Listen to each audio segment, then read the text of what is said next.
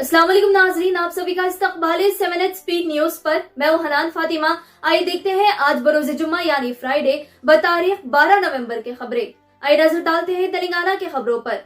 हैदराबाद की कंपनी ने एक ऐसी एलईडी लाइट बनाई है जिससे कोविड-19 वायरस को मारा जा सकता है लाइट के जरिए। जराये के मुताबिक ऐसी लाइट बनाई गई है जो घर में आमतौर पर इस्तेमाल की जा सकती है। दावा किया जा रहा है इस लाइट की रोशनी से 95% कोविड-19 वायरस को खत्म किया जा सकता है 60 मिनट में, जिसे रे प्योर लाइट नाम दिया गया है। नवंबर 12 से 14 तारीख के दरमियान हाईटेक्स एग्जीबिशन सेंटर में इस लाइट को लॉन्च किया जाएगा।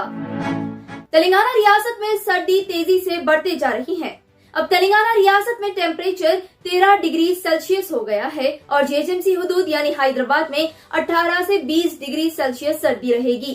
खुसूसन सुबह के वक्त सर्दी ज्यादा देखी जा रही है। आवाम से गुजारिश की जाती है सर्दी के मौसम में अगर कोई जरूरतमंद सर्दी से मुतासर है तो उनकी मदद कर दे, खुसूसन फुटपाथ पर सोने वालों की मदद कर दे गर्म कपड़े देकर। तेलंगाना स्टूडेंट्स के लिए खुशखबरी। जो स्टूडेंट्स कोई डिग्री या बीटेक कंप्लीट कर चुके उन्हें 4 महीने के लिए मुफ्त ट्रेनिंग कोर्स दिया जा रहा है। इसके जरिए मौका मिल सकता है गवर्नमेंट की जॉब भी हासिल कर सकते हैं। मजीद तफसीलात के लिए SRTRI Jalalpuram Yadadri district Telangana search करें गूगल पे और www.srtri.com वेबसाइट पर जाकर अप्लाई करें। हैदराबाद सिटी पुलिस और directorate of revenue intelligence DRI ने 14 किलो से ज्यादा ड्रग जब्त किए, जो शादी के फोटो फ्रेम के पीछे बड़ी होशियारी से चिपकाए गए थे।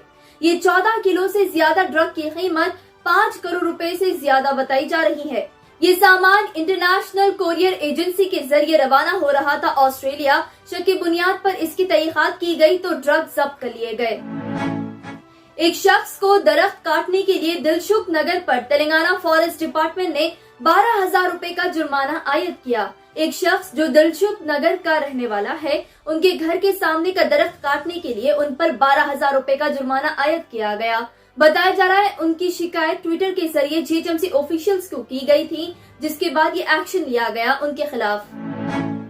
अब बढ़ते इंडिया की खबरों की जानिब। अपनी बकवास और बेकार बयानात के साथ बॉलीवुड एक्टर कंगना रनौत दोबारा न्यूज पर छा गई है, लेकिन इस बार कंगना ने इंडिया की आजादी पर उंगली उठा दी।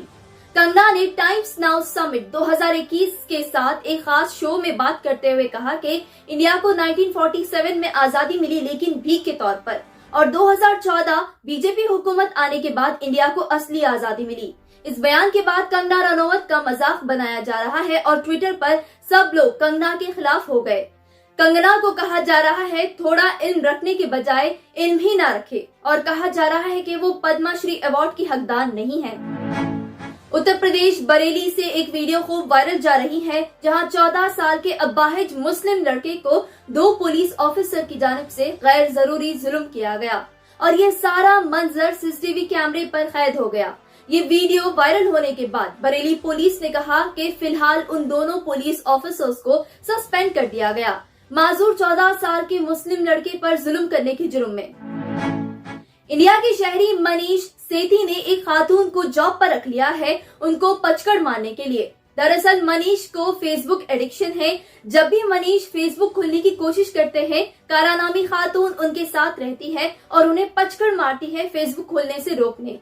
कारा को इस काम के लिए 1 घंटे के हिसाब से $8 यानी 600 रुपए मिलते हैं। ये वीडियो सोशल मीडिया पर खूब वायरल हो रही है। दुनिया के अमीर शख्स इलन मस्क ने इस पर रिएक्ट किया।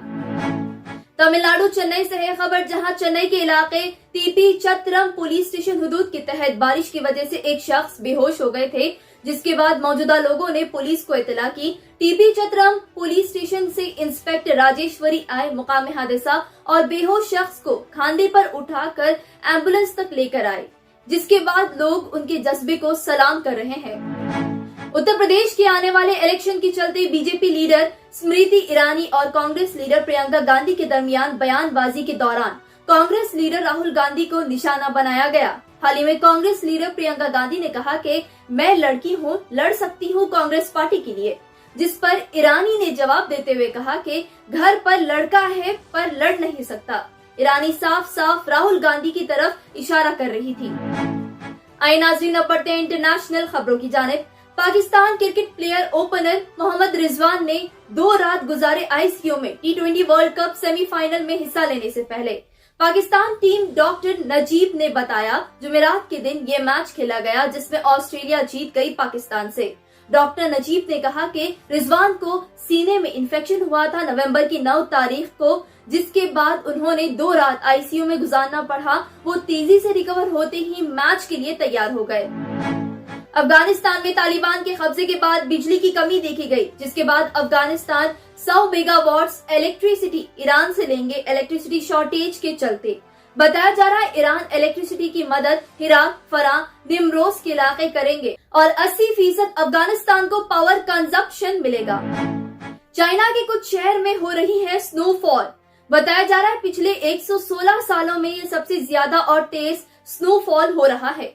चाइना के तकरीबन इलाके के एक्सप्रेसवे और स्टेशंस बंद कर दिए गए। रोड पर गाड़ियां चलाने के लिए परेशानियां हो रही हैं। तमाम ट्रेन बसेस को बंद कर दिया गया है। मेट्रोलॉजिकल डिपार्टमेंट चाइना ने रेड अलर्ट जारी किए हैं। स्नोफॉल और भी तेज होने का अंदेशा है। British consul general to Saudi Arab Saif Usher अपना मजहब बदलते हुए इस्लाम चुन लिए, जिसके बाद वो मुस्लिम बन गए। इस फैसले के बाद तमाम उनकी हिम्मत अफजाई कर रहे हैं। इससे पहले भी former British ambassador to Saudi Arabia Simon Collis ने भी मजहब बदलते हुए इस्लाम चुनते हुए मुस्लिम बन गए। इस्लाम का मतलब होता है पीस, यानी अमन व शांति। इसलिए दुनिया भर से लोग इस्लाम को पसंद करते हैं और मुसलमान बन जाते हैं। क्रिप्टो मुसलमानों के लिए हराम है। इंडोनेशिया के टॉप मुस्लिम बॉडी मजलिस उलेमा इंडोनेशिया ने ये ऐलान किया है कि क्रिप्टो करेंसी मुसलमानों के लिए हराम है और उसकी इजाजत नहीं है इस्लाम में। इंडोनेशिया में मुसलमानों की कसीर तादाद है, जिसके बाद फाइनेंस मिनिस्टर इंडोनेशिया ने क्रिप्टो करेंसी हराम की बात को देखते हुए इस पर सोचने का वक्त मांगा है और शायद क्रिप्टो करेंसी से जुड़े कारोबार के कायदे कानून में बदलाव लाया जा सकता है मुसलमानों की कसीर तादाद के लिए। ऐसे ही अहम खबरों के लिए देखते रहिए 7H न्यूज और 7H न्यूज को YouTube पर सब्सक्राइब करना ना भूलें ताकि हर खबर आप तक पहुंचे। जर्मनटन हॉस्पिटल ऑर्थोपेडिक से मुताल्लिक हर मरीज यहाँ शिफायाब। बैनुल-अक़वामी शोहरत याफ्ता और इनाम याफ्ता doctor Mir Jawad Zar Khan, senior orthopaedic surgeon, advance operation theatre, ICU, digital x ray, laboratory, physiotherapy, pharmacy, sharing और प्राइवेट रूम्स, लेडी डॉक्टर्स और डॉक्टर अर्जुमन सुल्ताना गैनकोलॉजिस्ट की खिदमात हासिल। वाजिबी फीस और मुकम्मल सहूलियात से हजारों मुतमईन। एम्बुलेंस से आरास्ता Germanton orthopaedic hospital, pillar number 150, Attapur, Hyderabad. अस्सलाम वालेकुम नाजरीन, आपसे ये गुजारिश है, अगर अब तक आप हमारे चैनल को सब्सक्राइब नहीं करे हैं तो सबसे पहले सब्सक्राइब कर दीजिए, फिर इसके बाद बेल आइकन बटन को दबा दीजिए, तो आपको हमारी आने वाली हर वो अपडेट सबसे पहले आपको मिल जाएगी। और लाइक और शेयर करना ना भूलें। 7H न्यूज़, सिर्फ आपकी आवाज़।